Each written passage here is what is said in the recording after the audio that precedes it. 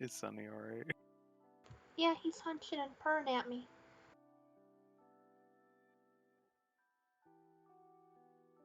He's very hunchy.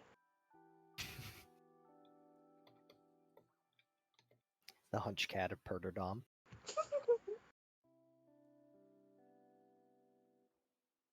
Alrighty. Well, we'll pick back up with you guys ascending the staircase. And you eventually will come out onto a part of the terrain that appears to be significantly less made of the sort of worked stone environments of the Arkai area.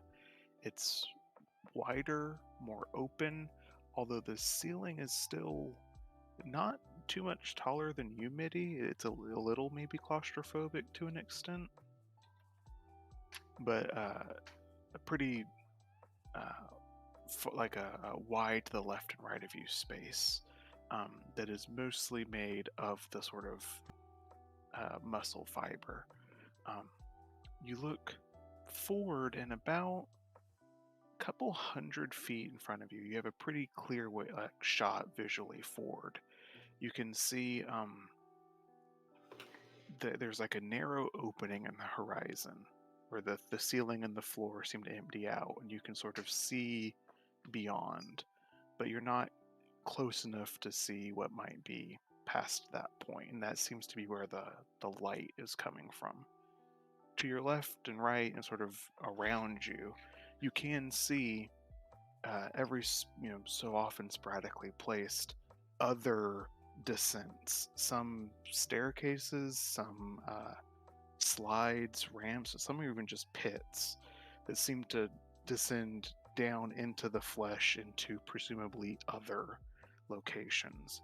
And even as you watch, some of them close and new ones open or relocate or otherwise shimmy around.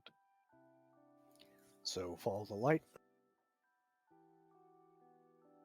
I suggest we do so quickly before the way towards it closes. That's a good point. Let's pick up the pace, people. I heard cat. That cat is yelling at me. Follow the cat.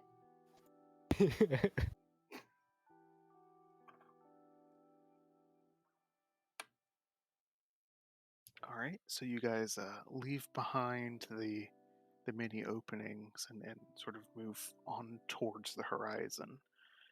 As you do so, there is a gradual incline up that begins to narrow the space available, and even before you get too close to it, Mitty, you're having to sort of bend over, half at your back to even fit, and even some of the other members of your group are having to adjust the narrow space.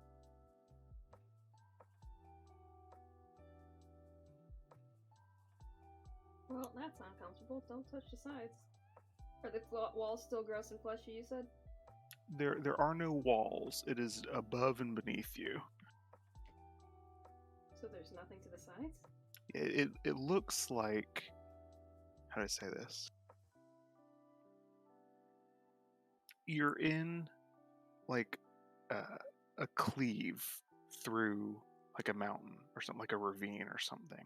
You can move to the sides and forward and back as much as you want, but there's solid flesh above you and solid flesh beneath you. Oh, I see. I get what you mean.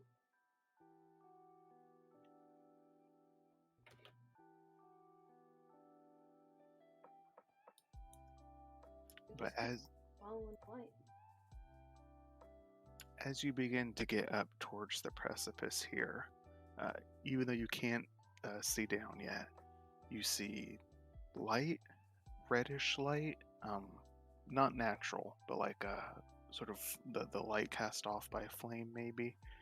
You hear what sounds like the sounds of battle, but not a few people scrapping, like the sounds of an army clashing, but far away in the distance.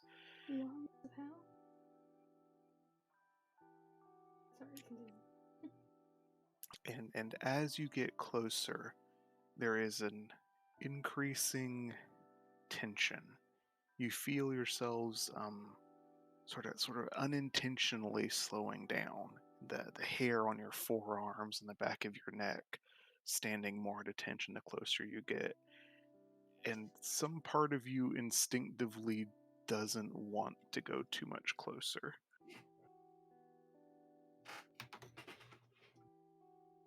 The hairs on his forearms are standing up, and then Conry's probably puffed up like a. Yeah, Midi is a full Ghibli creature. My neighbor Middendorfy.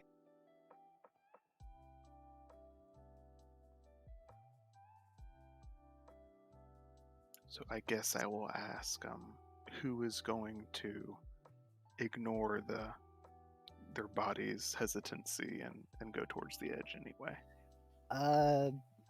Midi is regardless, but question: since Midi is no stranger to battlefields, does it have that similar air to it, or is it something more like almost dreadful like?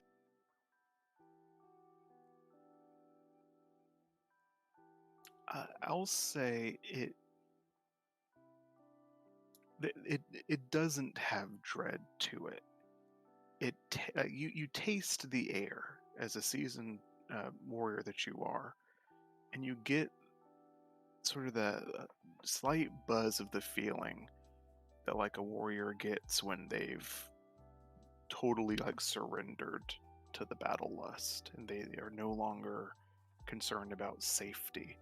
You get the sensation that there is like a massacre up ahead.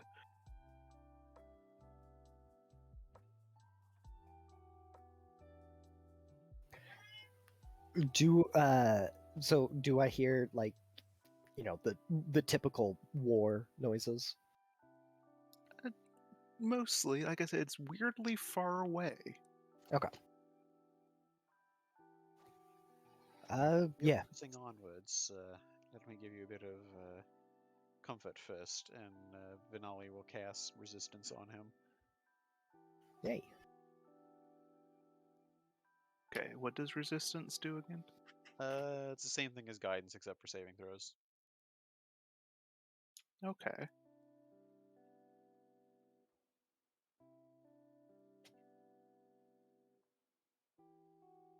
So, are you just going on ahead alone, Midi?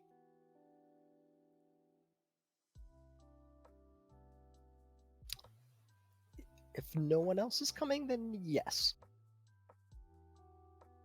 Is anyone else going up to the precipice? I'll go with them.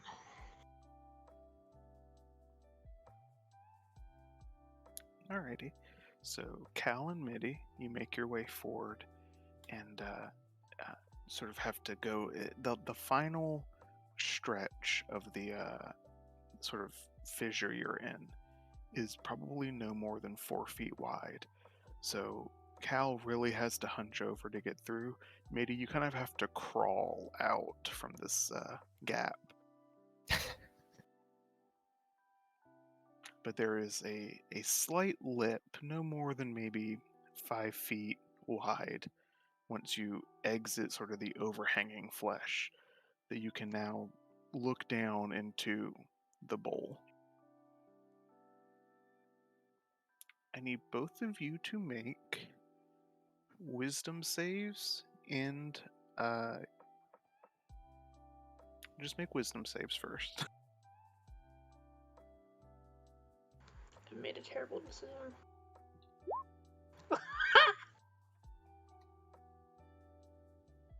Oh no. Midi, don't forget you can add d4. 1d43. So that is a 14? Okay. So both of you lose 10 integrity. No, my integrity. And then I also need you to make integrity saves. So just roll d100s for me.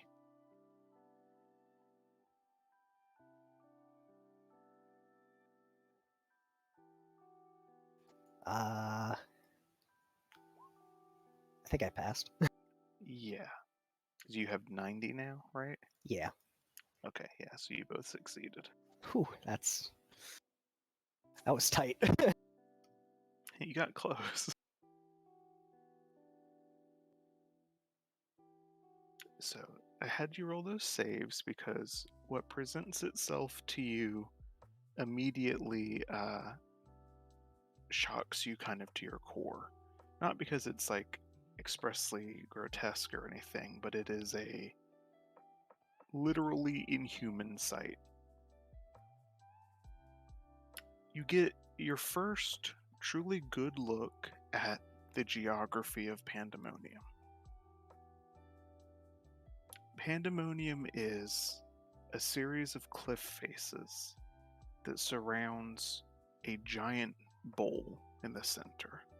This bowl must be a couple miles wide at any given point, and it is hundreds of feet down, almost sheer. You get the feeling that if you were just like if MIDI pushed Cal, they would just fall into the abyss forever until they got down, and there'd be virtually no reality they could climb out.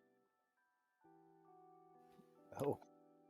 At the bottom, it is an unbroken carpet of demons that are fighting each other, killing each other, eating their souls and growing stronger, and then dying again.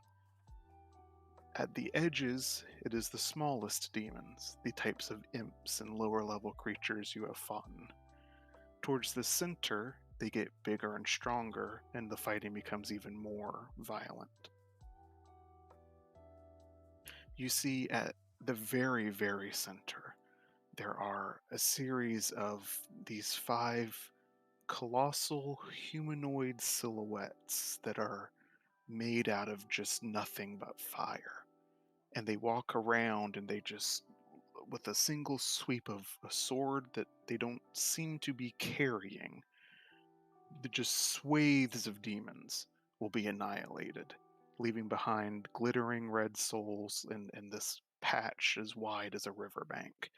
And the carpet of demons will close in on it and they'll consume all those souls, and the giants will just strike again. It is carnage on the macro level beyond that humanity has ever experienced. It is death and rebirth and consumption and gluttony and wrath, and it doesn't seem to have purpose. Sounds horrifying. You also see, probably not too far to the right or left of you, there are a number of chains bolted into the fleshy walls of the bowl, right up at the top. These chains are probably as each link is probably as tall as about 2 middies, and they're made out of really dark black iron, and they extend sort of where they're placed periodically around the bowl, and they're all stretched taut, and right at the center, hanging right above the 5 fire giants, is just a perfect sphere of the black iron that the two of you can't tell if it's like a small speck or huge. The perspective is completely uncertain, but it's there being suspended right above what the giants of fire seem to be defending.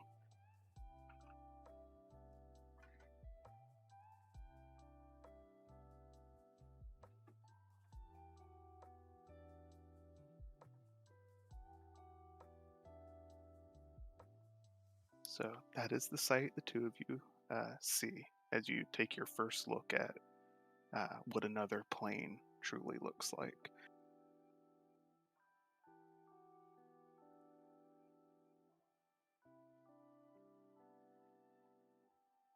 Oh shit.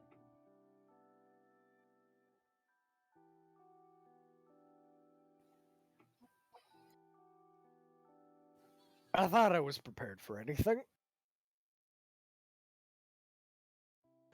Not this. Definitely not this. I've seen war. I've seen the ugly and the beauty of it, but this is... I don't know what this is.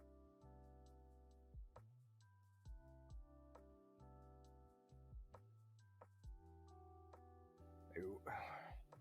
Whatever it is, Storm. it's incomprehensible.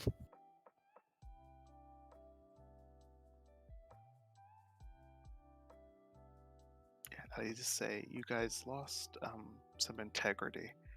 As you were looking down into the fighting beneath you, Cal and Midi, there was a very, very small voice for both of you. You both still have most of your integrity. There was a very small voice in your head that said, jump down there. Join in. You could work your way closer. The imps are weak. You've been crushing them all day. Demon Battle Royale!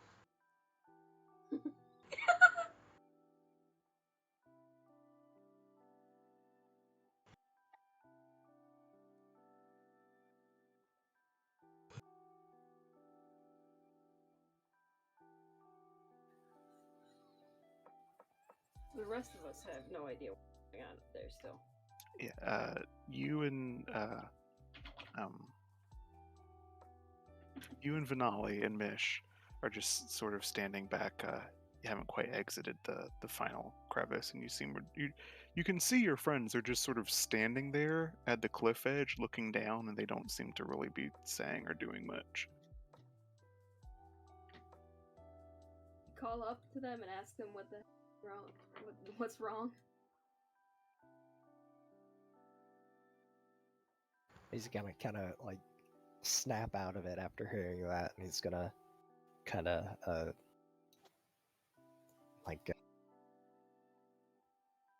almost force Cal to turn around. Let's get out of here. Gladly.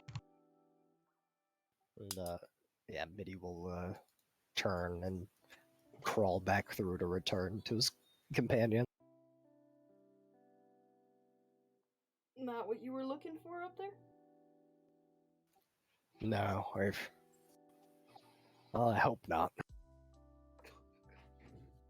God, what if she was down there? Well, if she was down there, she ain't getting out. As you guys climb back through, both of you feel a very faint sensation, as if someone's finger just kind of runs gently around the base of your neck, like right at the back, just like a tickle. Midi will tense up at that. Is everything all right?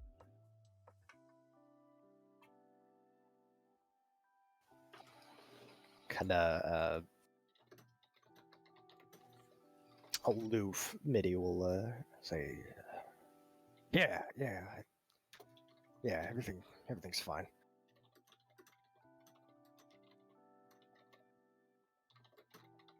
Oh, what did you see? Lots and lots of demons. Well, We've been seeing them everywhere, haven't we?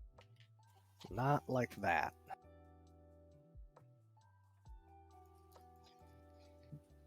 It was pure, utter savagery and chaos.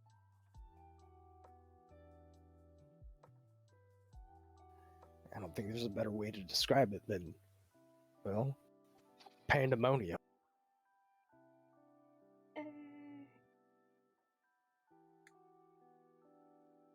Well, if they're not up there, then where are they? Or her. She. You guys all kind of start a bit as you hear a pretty beautiful feminine voice, sort of disembodied, call out to all of you. Do I smell Melanie on you? What? What's Melanie smell like? Mish. Of course, none of us know who Melanie is. Yeah. The greatest irony. Oh, I'm sorry. I think you knew her by a different name. The, witch you saved? Tabitha? Yes, some of your party is strange, but I think some of you were her friends, are you not? Yeah, I think we are. Who are you and how do you know her?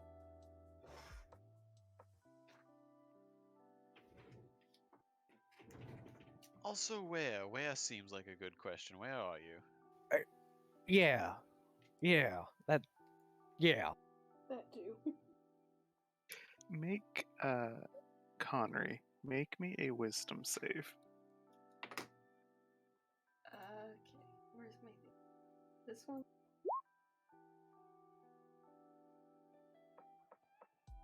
Is that bad? It should be, you see saving throws to the right of your, ability scores? Like, right next to your stats, there's a little box that has saving throws written on it. If you click wisdom in that, it will do the save. Oh, that one. There you go, and that's better, too. Okay. Not that it mattered, unfortunately. Oh god. You all ask that. Connery, you, lock up, you're paralyzed, and, your friends watch as you turn to stone. Fuck! So You had a there is, backup character ready, right?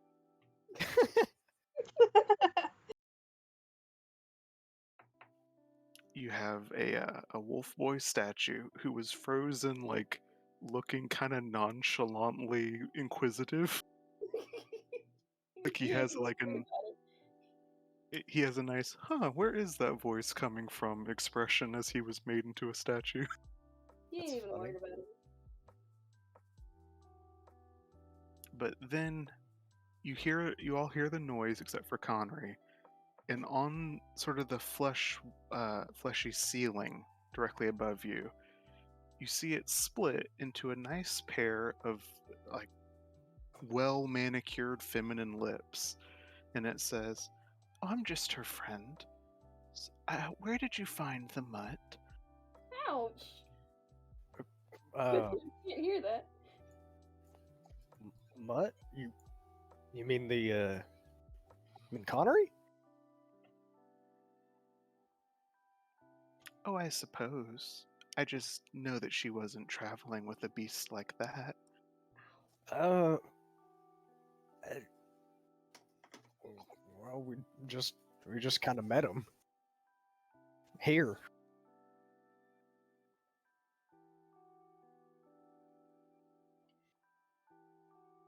I don't really like unexpected visitors. She told me you all might be coming, but he was unannounced.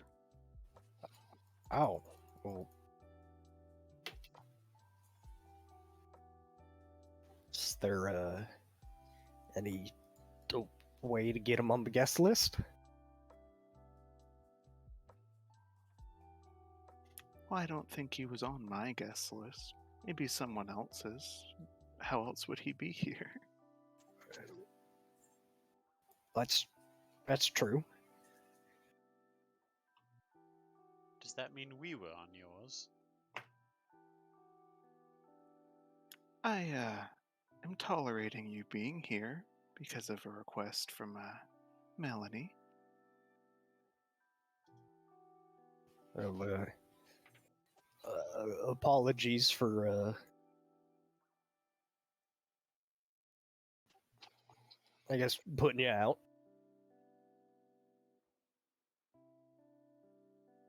You see the flesh close back over and the mouth disappears. And then it comes back into the floor a few feet away from you, and she'll continue. Now, why have you stumbled into my pandemonium? Well, I guess two reasons. One, there's a large, well, a large rift between our worlds, and it's been causing some issues. And the other is there's someone that was, I guess, another uninvited guest that showed up that we're looking for. You see her in a very what's the word? Coquettish gesture. Like a little red tongue will come and peek out the corner of the corner of her mouth. She'll just think for a minute. You all came out of the smelly bug cave, didn't you? Yeah. Oh, no wonder that's how mangy animals got in. Really should have closed that by now.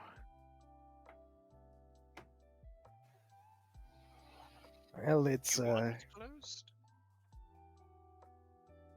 Well, I don't want it open. There's nothing good for me there. Just a bunch of insects that I'd rather see crushed. Well, it sounds like the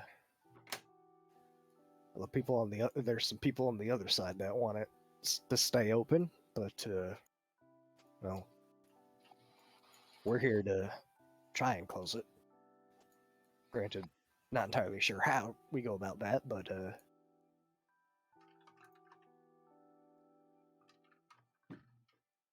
Well, I don't know whose work it is. I don't have my finger on the pulse of everyone in this city, but if it's made like most, you just have to kill what's tethering it here.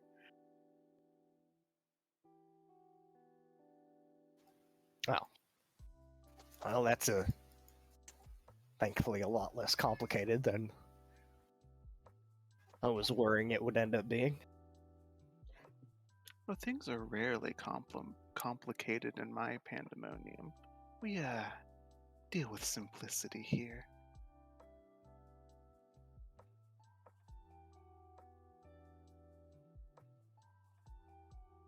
Survival of the fittest. What gives you such a British idea as that?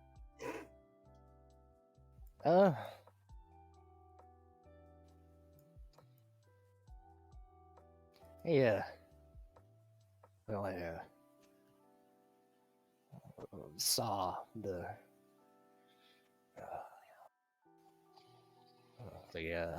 events that are taking place outside. Oh, on the fields. Are you looking at the demons? Yeah. Oh, I apologize. Their displays are rather barbaric, aren't they?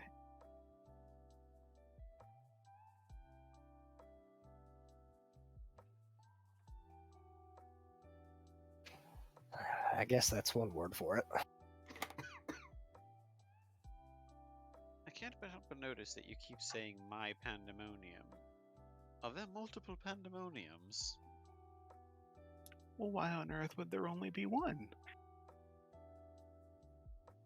Does your world only have one? That would make it very confusing. Well, there's, I guess, different regions and kingdoms. They all go by different names, though. Well, I mean,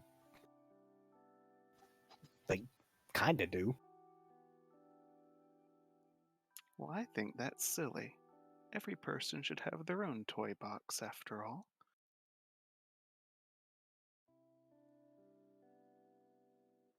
Well, in our realm, it's just one large toy box that everybody's got to share. It makes me feel bad for you. Just a little bit. Doesn't fully excuse why you're all stupid, but it makes it a little bit more understandable. I'll take any excuses I can get.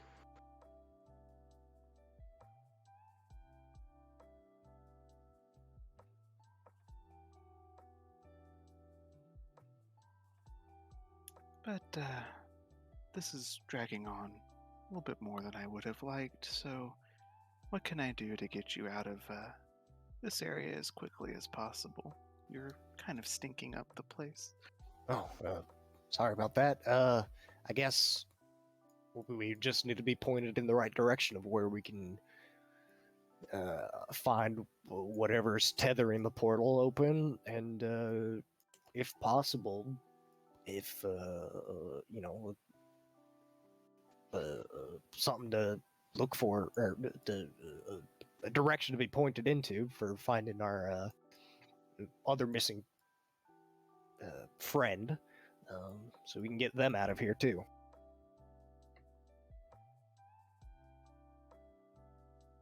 Her tongue is withdrawn into her mouth at this point, after making that initial gesture. It sticks back out, but this time you notice it unfolds a solid foot in length, where it's forked and flicks into the air like a snake, sort of scenting it.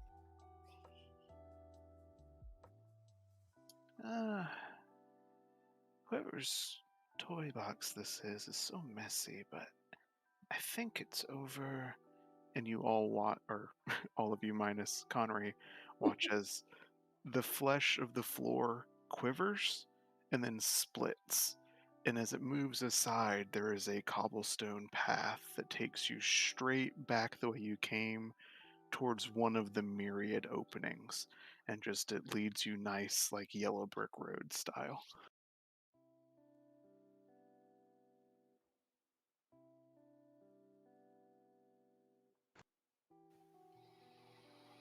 Well, thank you very much for the help. Do you have anything you'd like us to tell Melanie?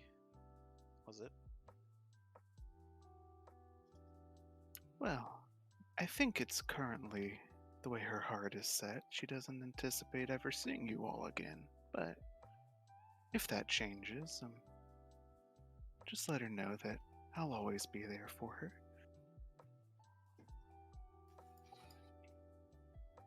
Duly noted. I don't mean to be ungrateful or anything, but would you be willing to unfreeze our new friend here so that we can get them out of here too?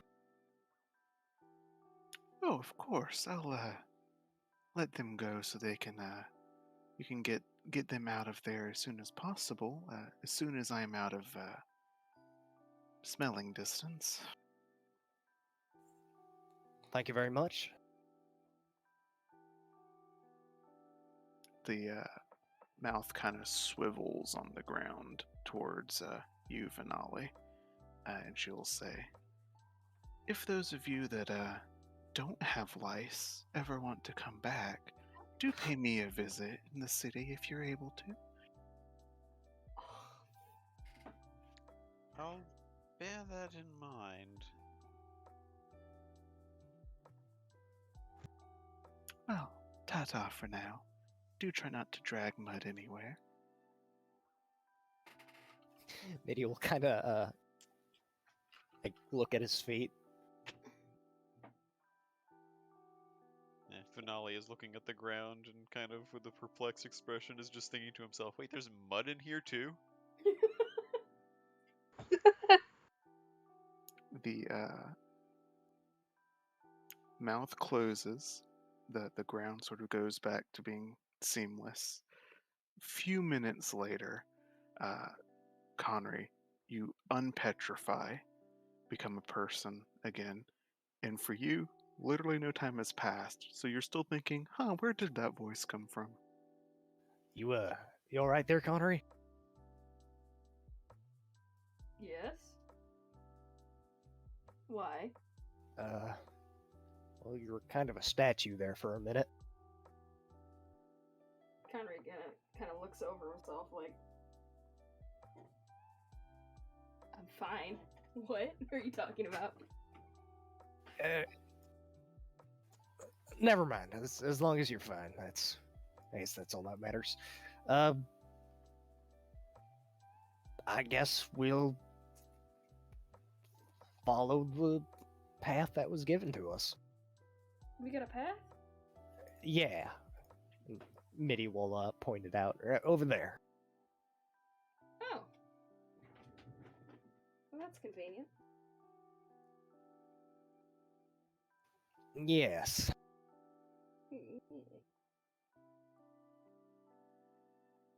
Okay. As you guys walk on the cobblestone path, the flesh of the floor closes back over the walkway as you guys travel it. A few feet behind you, but it disappears back into the floor.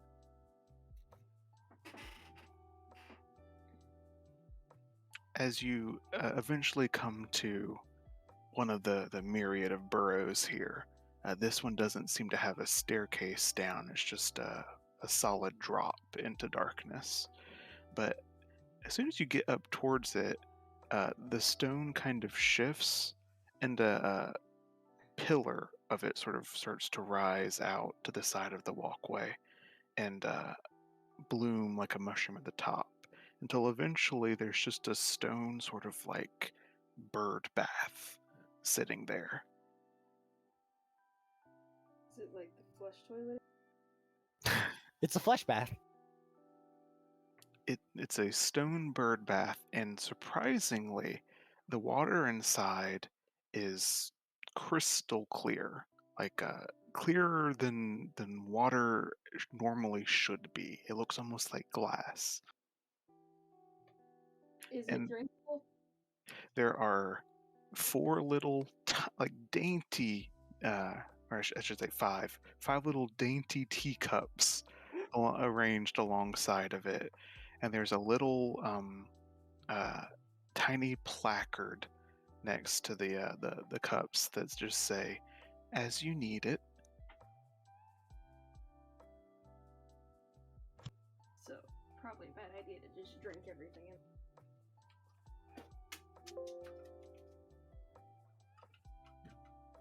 I don't know about the rest of y'all, but Connery's probably fucking thirsty. Been in here for days. Still has an appetite after that? Listen, Connery can eat, like, through anything, man. No Is that- flesh toilet is gonna stop Connery from getting his grub on. No. So, he's probably going over and trying to be very gentle with his claws and picking up the cup and dipping it into the water and then drinking the water. It comes out. It's water, but again, you can't shake the feeling that you're somehow filling a cup up with like liquid broken glass from the way that it looks. Oh god, this is gonna tear up his throat if he tries to drink it. It doesn't. There's nothing solid seeming about it. It's just there's something setting off your danger sense about it. Alright, well, he's probably gonna, like, sniff it, poke his finger in it, get a feel for it before he puts it in his mouth. As I Smell. see this happening, I'm gonna cast resistance again. It seems to be and reacts like water. As you put your finger in it and touch it, you feel better. You feel pretty refreshed. It does tickle the back of your mind, though. I'm gonna take a chance and take a little sip. I'm not gonna drink the whole thing. I'm just gonna have a little sip. All And the right. Pinky's out. Pinky's out. Roll me a d6. Oh god. Okay, how do I? Is that 1d6? Wait. slash roll space 1d6.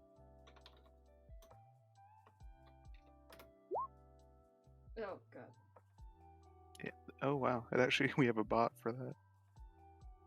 I didn't know we had a bot in Discord for it. Dude. Oh, Oh, I thought it just stopped working. Forgot about that thing. Yeah. Actually, that's really good for you. I will try to remember where your stats were, but you get an extra 2 dexterity.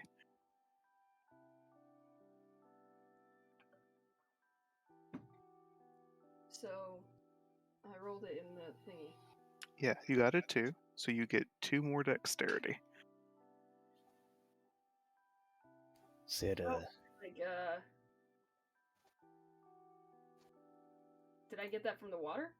Correct. Oh, so it's not detrimental. So you drink the water, your dexterity score has gone up to 20, so write that down on your character sheet. And as you drink it, like I said, Connery feels pretty good. A little bit you drank, pretty refreshed, although again, tickle in the back of your head. Alright, so that was nice. Probably not gonna drink anymore because that sign is vaguely foreboding. how are you feeling, Connery? I'm feeling pretty good. Got a weird sort of tickle in my brain, but it might just be because I've been down here for so long. Brain tickle, huh? Yeah. Kinda, Mitty will kind of look at Vinali. What do you think? Well, doesn't seem as though anything particularly bad has happened, and feeling refreshed, I suppose that's a good thing. Guess bottoms up then. And Mitty will, he'll go over and fill himself a cup and he'll chug it. Same thing, anybody that's taking a drink, Vinali will cast resistance on them beforehand. Okay. You said you chug it. Yes, he'll shoot the water in the cup down his throat. Okay, roll me a d3.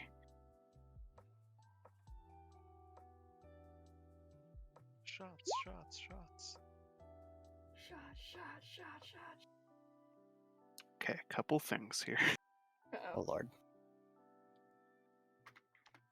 You have your max HP hasn't changed, but your current HP is 1, and you cannot be healed. Shit. You get 100 temporary HP.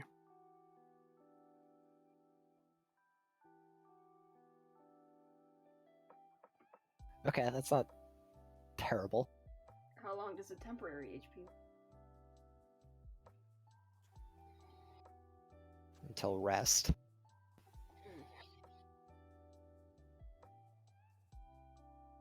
Or until Pandemonium decides to take it back from you. Yeah.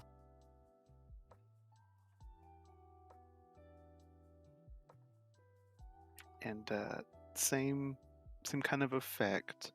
You drink it, you do feel better. For you, it's a weird sensation of you both don't feel as durable as usual, but also like how does I say this? It feels perhaps like you're a bit hollower than normal, but any sensation of pain you have at all is gone. I'm just like kind of numb. Yeah, any just kind of minor ache you had, or if you had, I mean, you took a tiny wound from the imp. Nothing hurts. You have literally no sense of pain. That's interesting.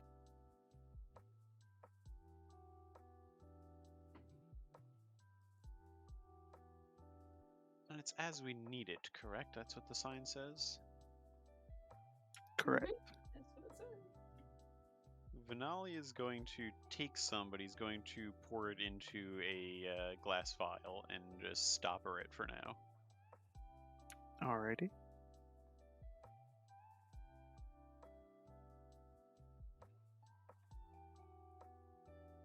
What would you like, Cal?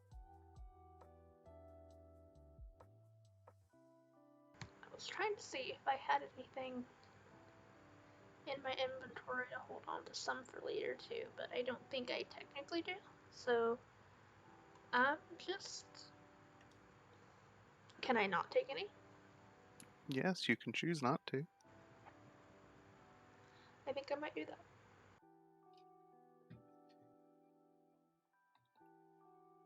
Alrighty.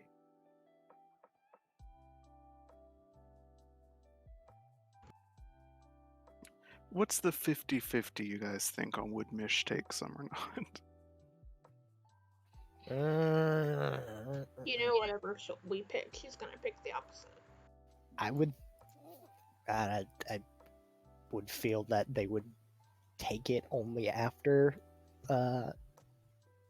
it was plainly obvious that it won't kill them.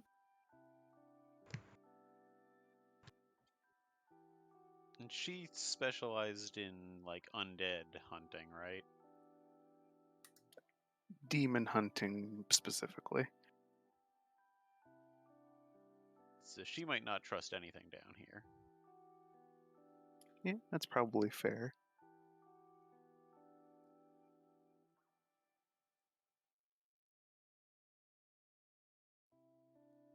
So yeah, that is you all's choices made.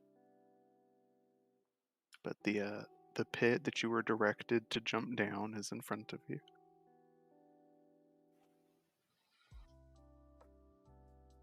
Who's gonna bonsai first? This place is not good for the heart. But y'all ready for this? Da-da-da-da. Think going first? Yeah, Mitty will go first.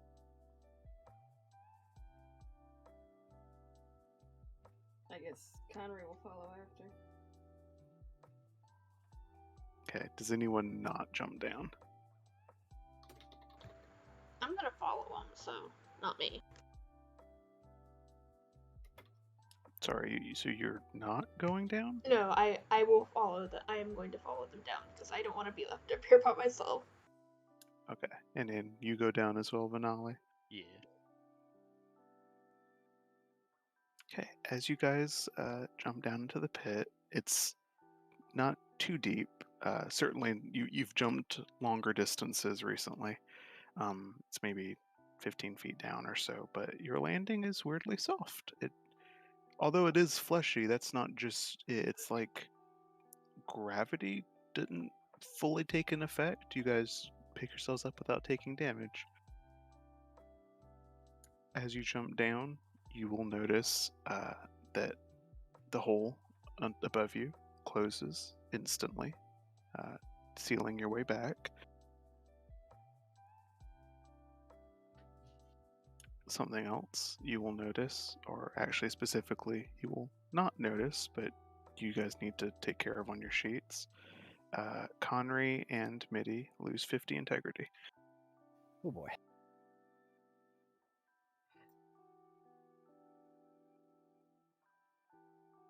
Well, it looks like I'm rolling a new character.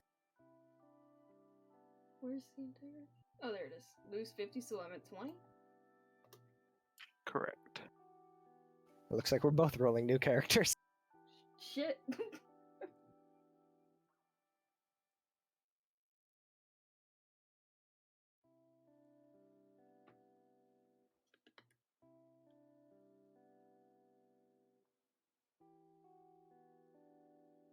However, what you guys see when you get down there is seemingly another part of the Archive City.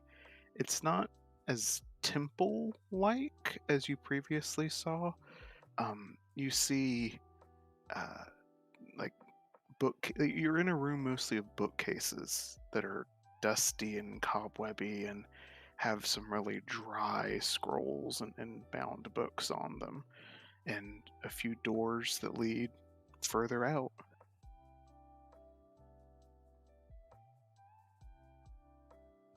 Does it look like there's been anybody here recently? Make a perception check.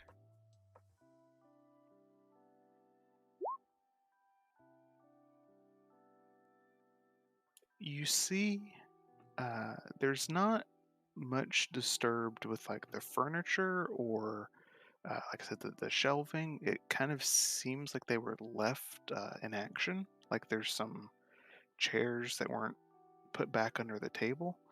But looking around, you do see some faint lines in the ground, like dust trails, where it looks like a few things were drug out of the room. That's not concerning at all. Well, we don't have a lot of other leads to go on. You said there were some books still in here? Oh yeah, the bookshelves are full. Nothing has been disturbed. Vinali is like immediately walking over to the bookshelves and examining the spines to see if he can read anything. So most of the books are probably illegible to you. You take one out and you look through it, and I don't think you've actually had much of a chance to see Arakai writing before. I think maybe just when you watched Arjun look through the files in the City of Healing. Yeah, probably. But so Arakai writing is like, I think of like cuneiform, right? The Sumerian like sticking on clay tablets, right? Okay. It's like very scratchy lines that almost looks like a clusterfuck of tally marks all over the page, and they kind of squish together at certain parts to make like spider webby like designs almost of overlapping. And there's a great deal of Arakai writing here, although you can't read any of it to know what you're really looking at. You do see there are a few books in, although you can't read it, you recognize the magical language of Sarka. There are a few books in, maybe like a couple of scrolls in Old Tethian.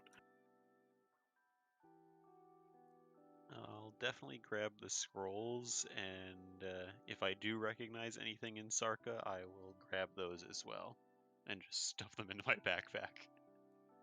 Okay, so you're kind of looting while you're going. Yeah. Just like, ooh, this might be good to read later. This might be good. Ooh, this looks interesting. Just on hunch alone.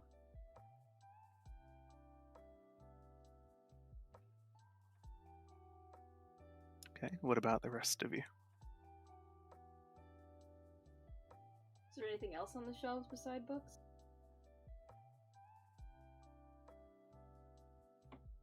You see a few like what might have been like ornamentation to be spacers on the bookshelves, little knickknacks, wooden carvings, some bones of a creature you don't fully recognize, and like candles and stuff, but nothing significant. Then I don't think I'd be interested. Conry would be interested in it.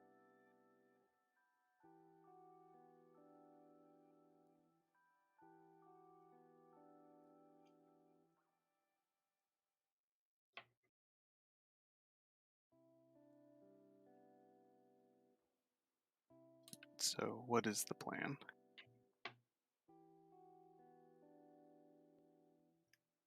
Connor's kind of just following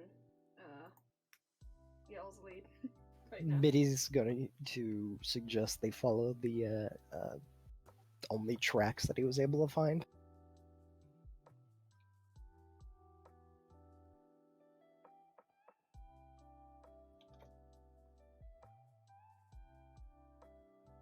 And if you give me just a moment to quit picking through these things, I'll be able to join you. He's just gonna like rapid fire skim through what's left and if nothing else grabs his attention, he'll join the others. I just had this thought of him, like, if he had a bag, just, like, shoving his arm up behind all the books and not bag. Oh yeah, if he had like a big canvas sack, that's exactly what he'd do. I'll say you collect probably only 2 bits of Old Tethian writing and a good couple sheaves of Sarka text. Or sorry, I'm getting myself confused. Sancta text is the written one, I think.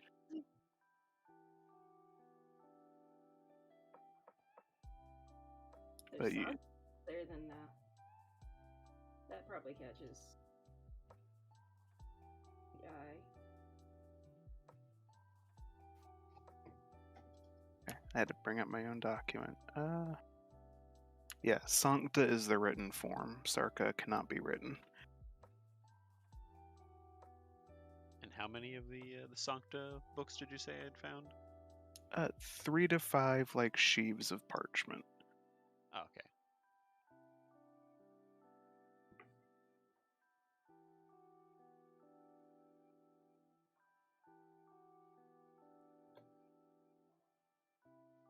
But the majority of the literature here, and definitely like the books, are almost entirely written in Arkai. Yeah, and Vinali has no way to gauge what looks important or not in that language, so he's not even going to make the attempt.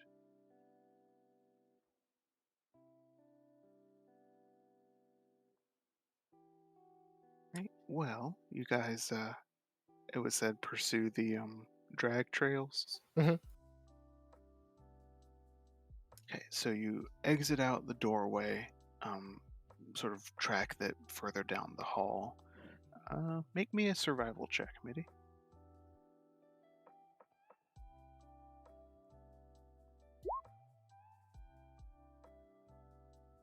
Okay. The you begin to lose sight of the specific trail you were following, but only because it seems to be joined and sort of run over by a number of similar trails. As you sort of follow this concourse, and every room has something being drug out of it, and they all sort of follow in a general direction.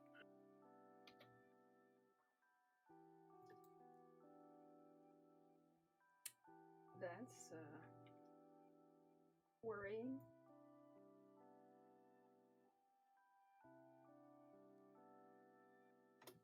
Mildly curious what's in the other rooms, but I feel as though it's probably just going to be more of the same.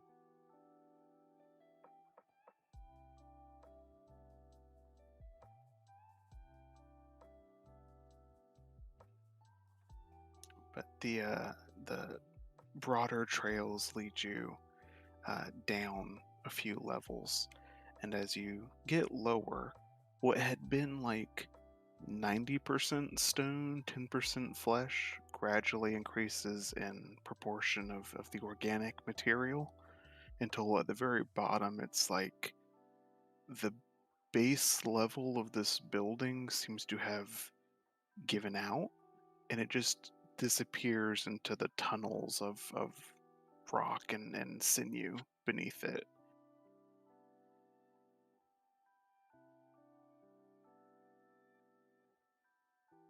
Something tells me we're heading in the right direction.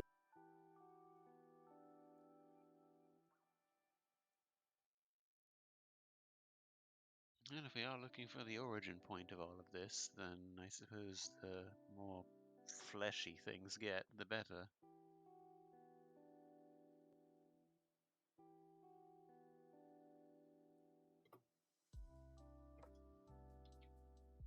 As we go, everyone except for Conry, make me an intelligence check.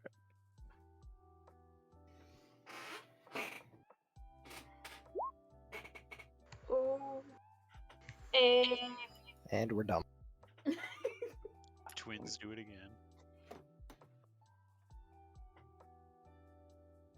Gay, IR lace dumb.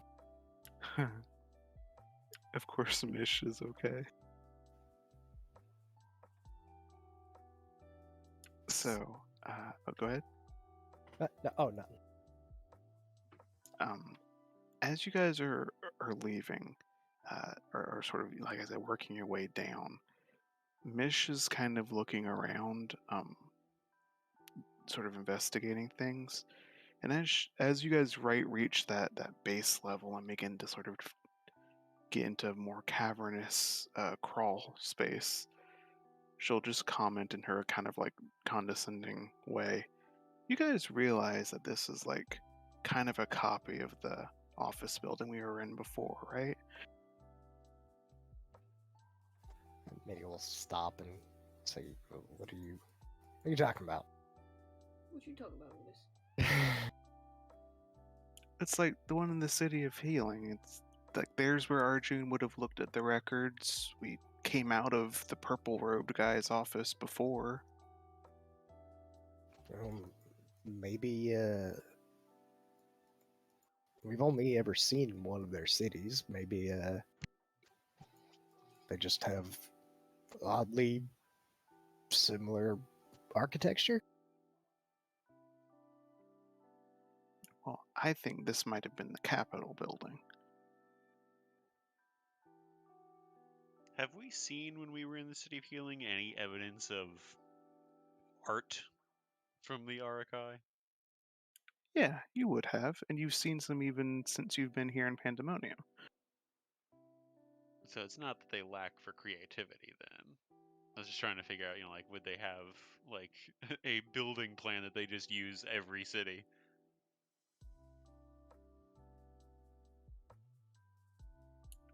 What I guess what I would say to that is no. You think that they do, the cities do have some individuality, but they do follow a formula. They are bugs, so they're like, you saw this when you entered like the area that used to have the City of Curses. There were some differences, but the structure and layout of the city was the same, like with the open space and then the platform in the middle that led up to the city proper, right? Okay, I follow.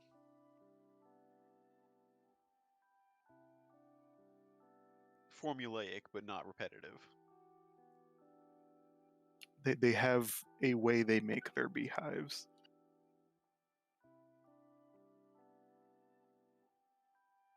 Well, if we know the general layout of this building, then what does that precisely tell us?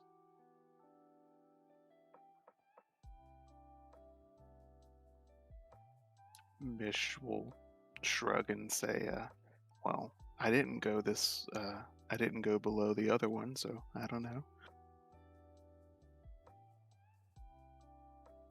I say we just keep following wherever this leads.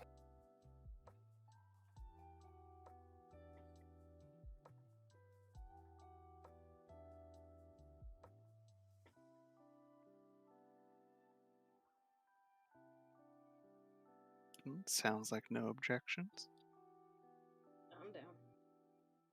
Benali is just like racking his brain, trying to think if there were any, like, thinking back to when they were in the City of Healing, if there were any rooms that seemed like they were especially heavily guarded or off limits.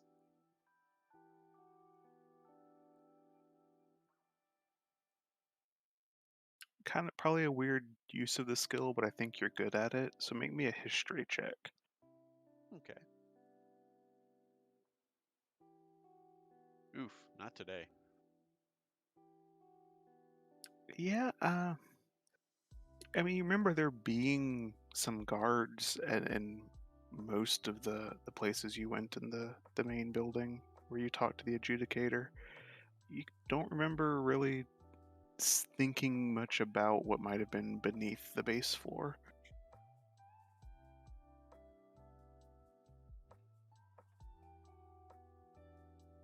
Well, exploring's going to be the only way for us to find out, I suppose.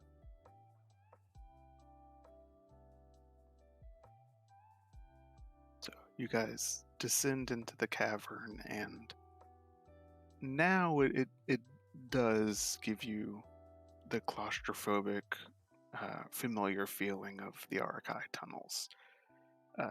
This isn't sort of carved or formed the same way that the previous places you went through were, where it seemed like the organic material of Pandemonium was like holding the buildings that had fallen into it. This feels like something burrowed through the organic material of Pandemonium.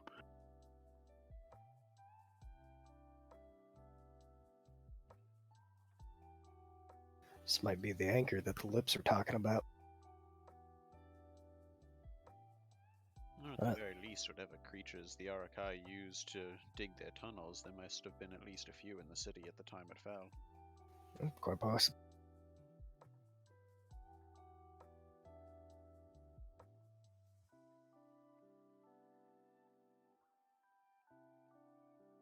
As you get a bit deeper and you're moving at a decent pace, you think you've been traveling for about 10, 15 minutes already, and some of the tension has bled out of you at the lack of anything really there to see. But after a certain point, you begin to level out onto rock again, although it is still interspersed with organic material. And you hear a somewhat familiar scratching sound. Oh, yikes. Oh, yikes. The scratchy of spider leggies. Oh, shit. It repeats, and it sounds a little deeper, and then there's a very loud crack noise, and you hear a deep bass guttural.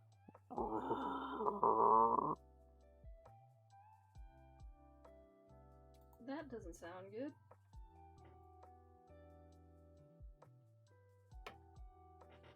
Well, if one of them is in trouble, they might be able to help us if they can communicate with us.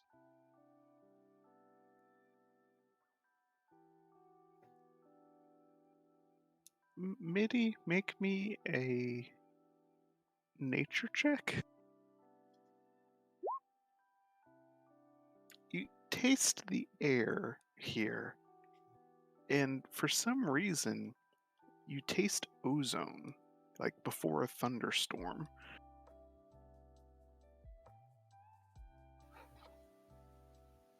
Would I think that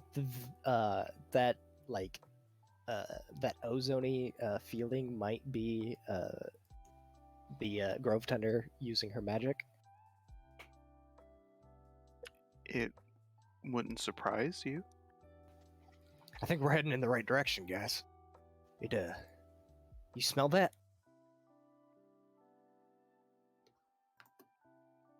The Smell sulfur? something. No, not the sulfur. Beyond the sulfur, it's ozone. Do you not smell that?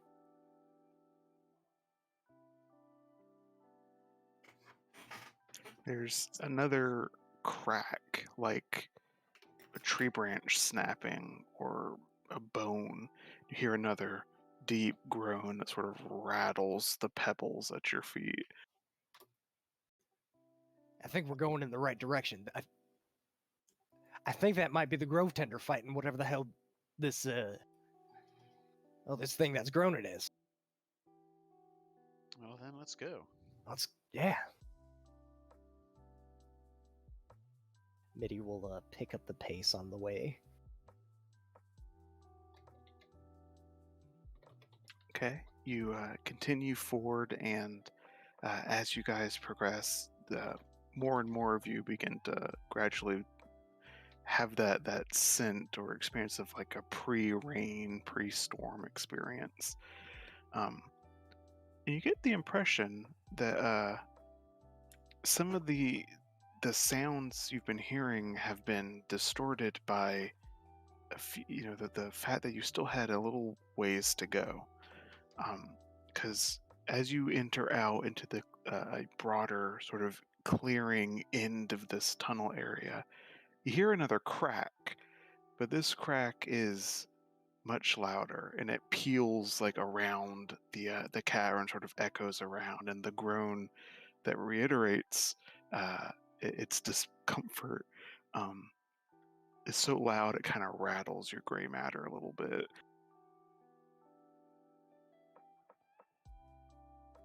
Well, that's uncomfortable.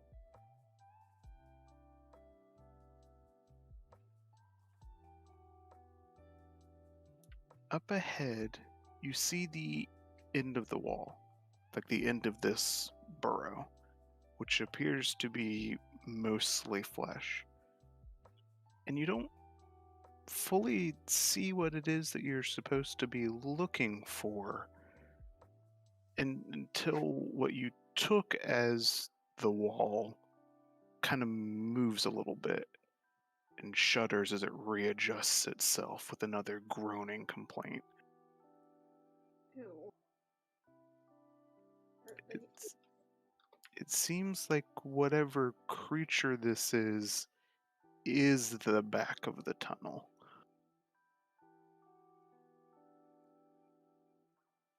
Well, something seems to be fighting it on the other side. It may be the Grove Tender, it may not be, but either way, we'll need to probably kill this thing to get through. Mitty will he'll pull out his axe and he'll say, well then let's start hacking away at this thing. And he'll start swinging at the fleshy wall.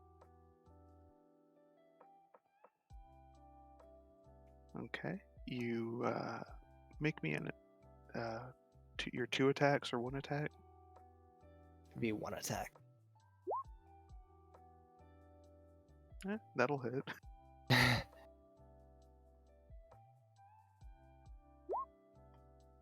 Oops, ignore the 2 damage from rage. That's still really not bad. With a good slice, you drive your great axe against sort of the back of this tunnel, and you put your axe through it. It tears like a membrane, and as you kind of like force the axe down, you peel it open like saran wrap, and you get a wave of rotten egg scent as the air sort of flows back at you. Oof. Gross. You kind of stick your hand through and push past this fleshy membrane, and as you pull yourself into the battle arena, your people behind you, I'll move you to the fight map.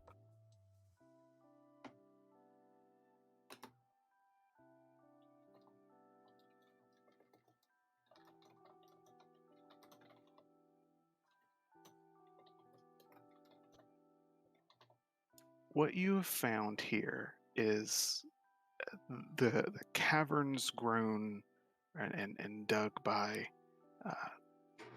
whatever was left of Ashkalexi. And you realize, perhaps a bit belatedly, as you stare out over the battlefield and see it rising from where it had been trying to nest, thank you very much, was that you didn't fully account for what would have happened to Ashkalexi's Shahiri. Oh, No.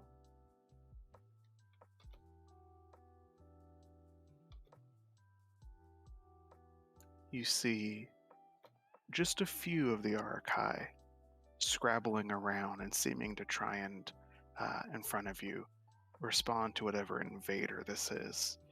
Up further ahead of you, although there is some terrain just for narrative purposes, you can see 2 brown feathered eagle wings spread wide, keeping her aloft and not touching the filthy ground beneath her. The Audra Stormsinger, Master Grove Tender and mentor of Nola Pathwalker, is engaging this creature using her magics to call forth some sort of serpent of storms, just a thundercloud given animalistic shape.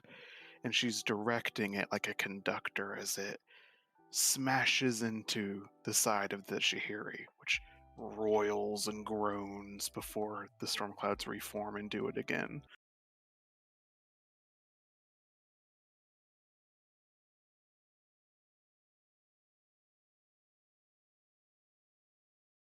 Hello? Hello? Hello? Okay. Did I get cut off there? No, I heard it. No, I accidentally closed roll 20. Oh, right. Yeah, so Midi is going to sheathe his axe, and he's going to ready himself for battle.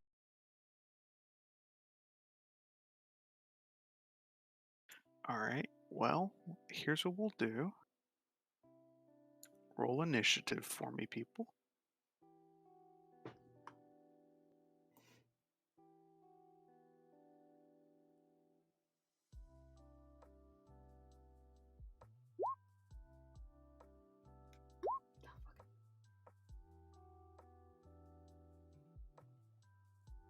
Oh,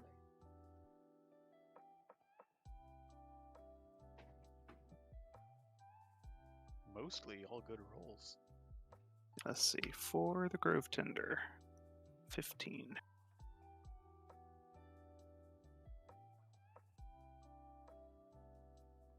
For the Arakai, or the Darakai, if you will.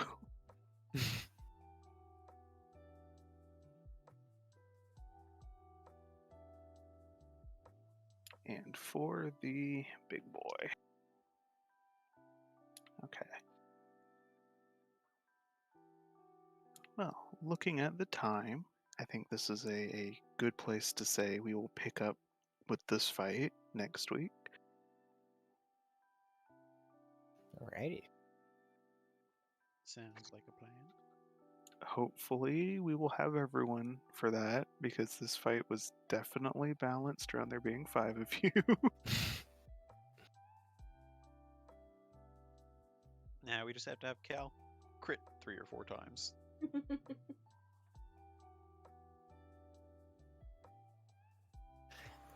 Should probably get a backup character ready, since there is a strong possibility that Midi shall be a, I guess, Demidi, if we're going by the established naming convention. Yeah, for those of you who have low integrity, I would definitely keep that in mind when you engage this boss. I can say this boss definitely has integrity mechanics in how it works. Shouldn't have drank that water. Nope. Well, you don't know what all good it will do for you. Vinali still might drink his depending on how this fight goes. Also, he has no idea what the what am I trying to say? The detriments of it are yet. So Won't you just straight up turn into a demon at that point? no, I'm doing all right. I have 95. Oh wow. Yeah, you guys kind of really butchered the imps. Or I guess more specifically, they got a round of fire and I think they only hit one. Yeah. But that was supposed to get some of you a bit lower, and several of you were pretty cautious about sticking your dick in stuff, so.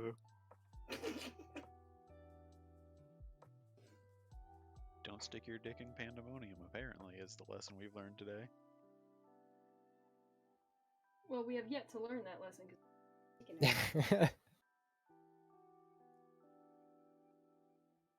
Yeah, so it's kind of playing that session a little bit by ear. This has definitely been a little bit of reevaluating plans for me, because I had to work on introducing the new character, and then Richter was also gone, so I had hopes maybe we would fight at least some of this fight tonight, perhaps, but then Richter wasn't here, so we'll just hopefully do it next week, and I hope the session was still enjoyable. Yeah, yeah. Oh yeah. Absolutely.